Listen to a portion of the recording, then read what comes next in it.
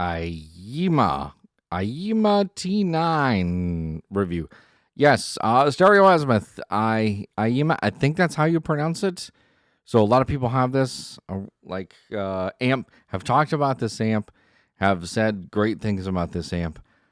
I have good things to say, and I have some kind of maybe not so good things to say. So we'll go over all of that. But overall, I think that the good sort of outweighs the bad. Just some things that you probably as a buyer would want to be aware of if you got this on purchase. Now, like, this thing is normally like $129.99 from Amazon. You can find it normally for like all the time for like $109.99. They were on specials all the time, or like a $20 off coupon. I will put a link in the description to the where to get this on Amazon. But yeah, it is a amplifier, T9 amplifier, speaker amplifier. It does have tubes, a tube front end. We'll talk about that, and let's just talk about like the controls, what it's about, all that kind of fun stuff. So if you look at the front, and I've got it plugged in, it's on the back, so sorry it's a little crooked. I'll try to hold it straight as possible. But basically, this button right here, this min-max like volume button, is an encoder. It does a lot of stuff. It switches your inputs. It powers it on and off. And then you also have bass and treble controls on the front. That's pretty much it. So when you turn it on, it does come with a remote. You can control the volume control with the remote control and the source. So let's just, when you turn it on, you just hold it down and turn it on. It does have a VU meter, which is quite useless, but we'll go over that. So you can see here, you're cycling through the inputs of the device. So you press it once, it goes from BT, which is Bluetooth. The next is RCA. It does have stereo RCA inputs in the back. Optical digital inputs, because it does have a DAC on board, a ESS DAC. Coax, it's COA, is for coax digital input, and then PC USB, which it actually does supply a USB like A to B cable for it. Like we really need this cable. But anyway, whatever. In the back, you do get this cool little stubby Bluetooth antenna that is included, so you just have to put it on. It's in the package. You can see your left and right inputs here, your coaxial inputs here, optical input, USB. So these are all your inputs, basically. Aux out, 3.5 millimeter stereo output jack, and then speakers out. These tiny little banana plugs. I use standard bananas, and they worked fine, no problem. But if you use bare wire, no worries, or like a spade. It has, that came all the way off. But yes, it has like a hole. I don't know if you can see that, where you can put your bare wire in and clamp it down. So these are pretty much standard on like small Class D amplifiers. And yes, it is Class D amp, but it sounds really good. Like I said, I give it my thumbs up approval. Also, when it comes, the bass and treble controls are like all the way down. So don't plug this in without checking the bass and treble controls and go, this amp doesn't sound so good. Well, that's because if you look at the bass, there's a negative and a plus. So you need to run them at the noon o'clock position. So that's pretty much it. The tubes are what is called 6A or 6K4 tubes. They are single triodes. They're usually used in like VHF tuning for radios.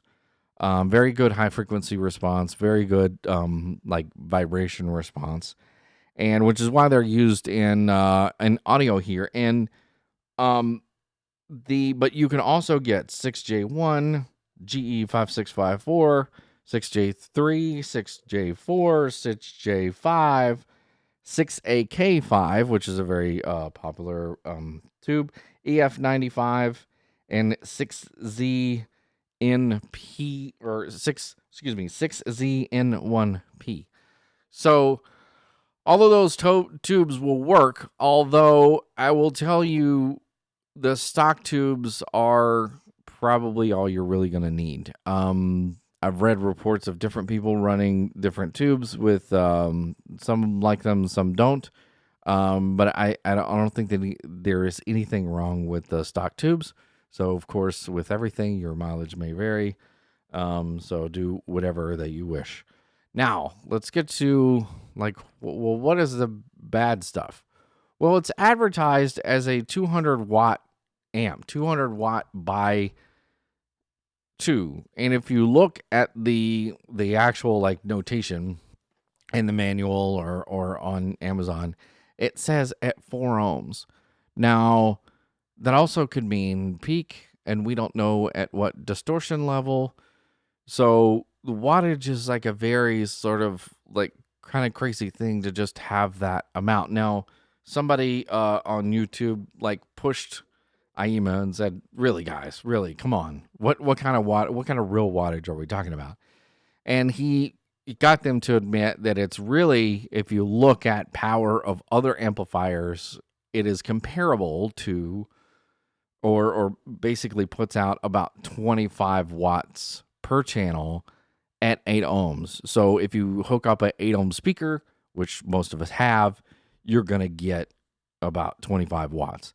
Now, this is a lot like the car industry. Like a lot of the, car amplifiers that you see will say, hey, this head unit will, give you 25 watts per channel, when really it's only like 9 or something like that. The 25 is like a peak wattage or whatever. So this is a lot, this kind of thing, because there's no real standard. There's no real standard that the Federal Trade Commission has decided that you have to adhere to. A lot of times, I think there was at one time, and I don't know, that you had to list the distortion specs, so like at what distortion level, and like does it say peak or RMS? But I think that only applies to like certain like amplifiers, and so there's no real like set way of producing that spec. So if you buy this amp, just know, I mean, you're not going to get 100 watts per channel out of it. Okay, the power supply can only even power. I think I calculated about 50 watts total on that it's giving, and of course, the amplifier is not as efficient as the power coming into it, even though that it's Class D. So there you go. Because the power supply is like a power brick. It's like this wall wart or cable wart, I should say. Looks like a laptop power supply, basically. So that's what it is powering. And if you look on the back, it says it's powered by DC 18 to 30 volts. I don't think you'll get any more power by giving it a full like 30 volts, because I think this is a 24 volt power supply. So because there's probably regulators and things like that inside that is going to keep the voltages down. So don't even bother with getting a separate power supply either. So the other thing that's really sort of maddening is that you have this here, like this cool little meter. And if you have the cool little meter like works, but not at the volumes that you would want. I am going to play something. I'm connected on Bluetooth right now. And so I'm going to play something to actually get it to work here, to actually get the needle to work.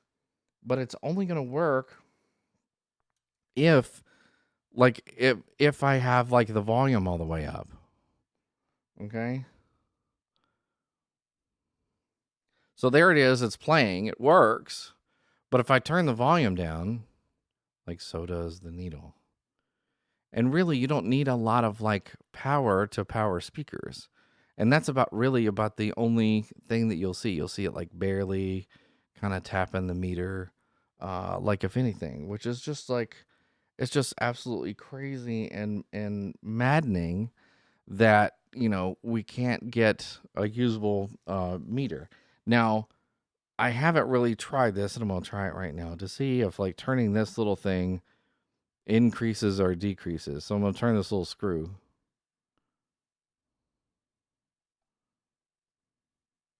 No, this is more like a zero cal, like sort of like thing. So turning it is not really adjusting it.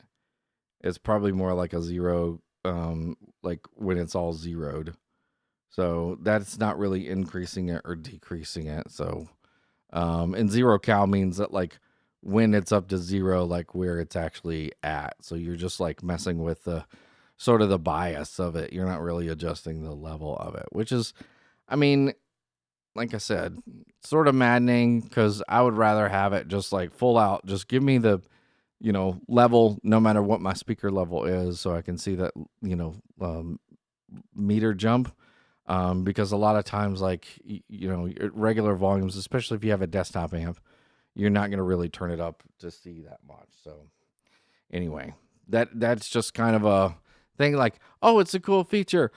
It doesn't really work very well. The other thing is there have been some reports of this button kind of like switching, or like if you're in RCA mode, like you turn all the way down, you can see it blinks on Bluetooth. Um, and I don't know. I haven't had it happen to me, but some people say that it's giving off noise or that it's malfunctioned or whatever. I do know these encoders can be very sort of tricky, and it does a lot of things. Like I said, it powers it on and off. It switches the source because you have the push button and you have the rotary encoder because there's no real indicator on the encoder. It's like the system has to like set the volume. So yeah, so that's sort of that's sort of a bummer there. But you can always use the remote, right? Which gets me to my other complaint. This remote came with the package. You can control the volume. You can't even pause and go back if you're connected via Bluetooth. You can mute it, which you don't even have a mute button on the unit itself. And it's powered by Aaa batteries, which are not included. Not included. They include this USB cable that I don't really need, but they don't include the AAA batteries that I do need. Aiyima, if you're listening, please we don't need this. We need batteries for the remote. Okay, please. Okay. If you look, there's a little sensor that's the IR sensor right here on the unit, right there. So yeah, that's my other complaint. So yeah, but you can, if you actually do get batteries. I actually don't have any AA's at the moment. I have kids and we are out of AA's, so I haven't even been able to test it. So it's been kind of crazy, but it does have a remote. The next part about the equation is that it actually sounds good. The sound quality, the actual like amplifier part of it, the actual thing that it's supposed to do, which is provide like amplification for speakers, it actually does really well. For a Class D amp, I've heard a few different Class D amps. They sound rather constrained. They sound rather small. They don't seem to have a lot of dynamics. There's a lot of congestion. They sound kind of like top end heavy, and they don't really sound, they sound like a very strained amplifier to me. They sound like an amplifier that's like just under a lot of like strain and kind of holding back. This amp, the T9, does not sound like it's holding back. It has a lot of air, it has a lot of spaciousness, it has a lot of depth and layering. I think the only sort of bad thing about the amp that I could say is that the low end isn't really very punchy. No, excuse me. I'll take that back. The low end is punchy. However, it doesn't have a lot of like deep lows to it. Like it can't really push a lot of lows, but the lows that it does have is very, like for desktop speakers and stuff, is very punchy. It's very very dynamic, but it can't really like push the greater depths of the bigger lows. So, and it also may sound a little top end airy depending on your speakers, depending on what speakers that you have. Like I have, you can see here, I have the if I can point to them, the JBL L20Ts. Those are what I use for my desktop, right? And they have a titanium tweeter right here. And they can, depending on what amplifier I use, a Adcom normally, what is it? 535 to GFA 535 2, and it's a very sort of darker sounding amp. I mean, Adcom amps are normally sort of like a little more subdued in the highs, so it's very well matched. The T9 sounded a little too bright, a little too airy. But what I had to do was just run the treble down a couple notches, and then it kind of like sounded right to me again. However, running the treble back up, I was just like, okay, now I can kind of see the extra air that it can bring. And then also I was messing with the low end control. This is another sort of complaint, but the low end, when I pushed it more, it sounded like it was pushing around like the 150 or 200 hertz region. A lot of my bass controls, like maybe I'm just used to my like old school Harman Kardon stuff, and then like the bass control is around 50 hertz, which gives this nice deep kind of like low end at the bottom. But this one seemed to be more around like 200, and it sounded get a little punchy, but just rather off. So you're not going to get a lot of like low end bass just by pushing that bass control. But I mean, if you were looking for a system for like your desktop or your bedroom or your, like your garage or something like that, and just wanted an amplifier, and it's like, well, you can look at amps, or you can look at, old school AV receivers or all this kind of stuff. And they can run, like some of those old Pioneers or some of those old Marantz amps can run you, $200, and then they're vintage. They're from the 70s. They're, some of the Harman Kardon stuff. I mean, they can get pretty up there, and then you don't know how reliable that they really are. This is going to provide you with, decent 25 watts, and probably sound really great, and it has Bluetooth right built in, so it's a lot of different connections, whether you want digital or analog or Bluetooth. It is Bluetooth 5.0 already ready built in, so which I tried to Bluetooth, and it sounded darn good basically from my phone. So all that to say is that, I mean, this system, the reason I bought this, I didn't really buy this for review. I bought this to go into my bedroom system. So I've got two like small, like 5.25 B&W speakers that I use with my TV in my bedroom. And this is where this is going to go, because now I can plug in, I can use Bluetooth to listen to music, or I can, listen to the TV or whatever I want to do. So, perfect for that kind of stuff. And look how small it is. I mean, I could just, you can put it anywhere. Like some of these components, like they're so big, and for something that I just need a usefulness of just like this amp to put somewhere. Because I mean, I can't put a rack of equipment in the bedroom. My wife will kill me. So this can probably sit like behind the TV or like beside it. And I mean, it's even got tubes. It looks kind of cool. So given all of everything that I've said about the T9, I still recommend it, but just know, and that's one of the reasons I do these videos, so that you as a buyer are aware of all these things. So please, if you enjoyed it, like and subscribe. If you have a T9 or had troubles with the T9, I'd love to hear about it. Hit me up in the comments. And again, I am Rca Inputs, and we'll catch you guys later.